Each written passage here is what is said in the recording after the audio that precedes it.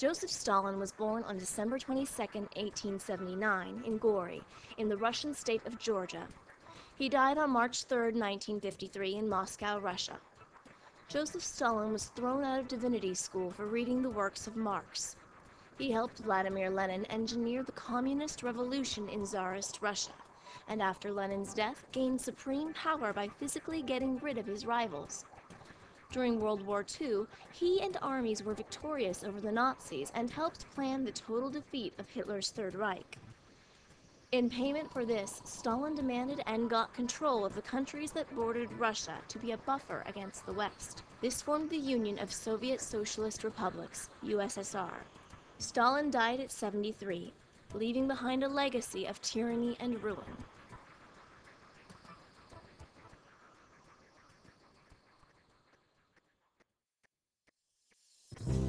The brave peasants who fought against the Russian czars during the Russian Revolution could not have known they were trading one tyranny for another far worse.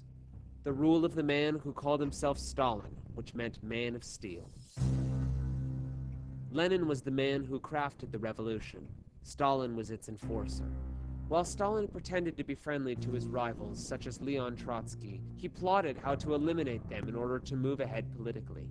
He quickly rose from Secretary of the Central Committee to Secretary General of the Communist Party, the highest office in the Soviet Union.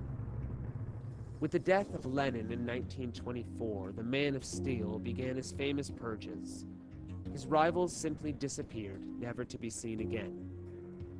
To dispel his evil reputation, Stalin staged elections for the cameras, but the outcome was already decided.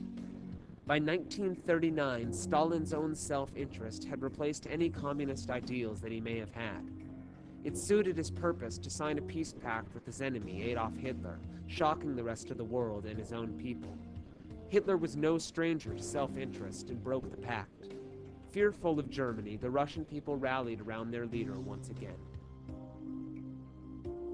At a meeting with U.S. President Franklin Roosevelt and British Prime Minister Winston Churchill at Tehran, Iran, Stalin negotiated for the territory he wanted to receive after the war.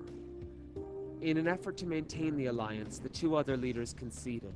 At the Potsdam Conference in 1945, Stalin pressured new U.S. President Harry Truman and Churchill for land in Eastern Europe as repayment for his country's role in the Allied victory.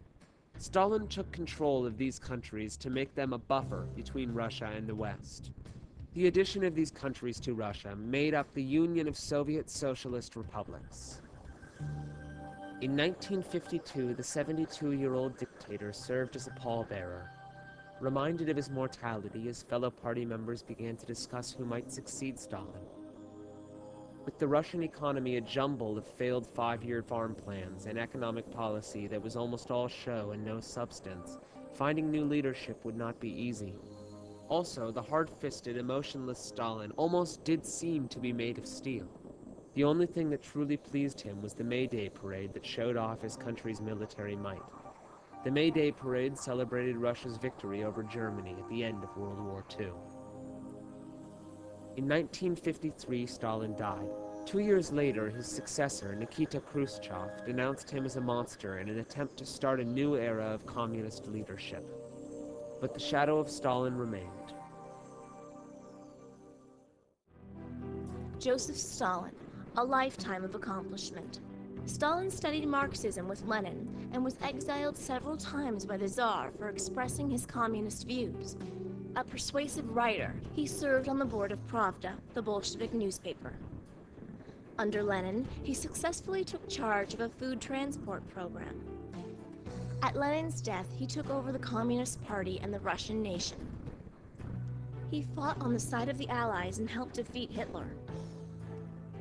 He gained control of the surrounding Eastern European nations, which remained part of the USSR until late in the 20th century.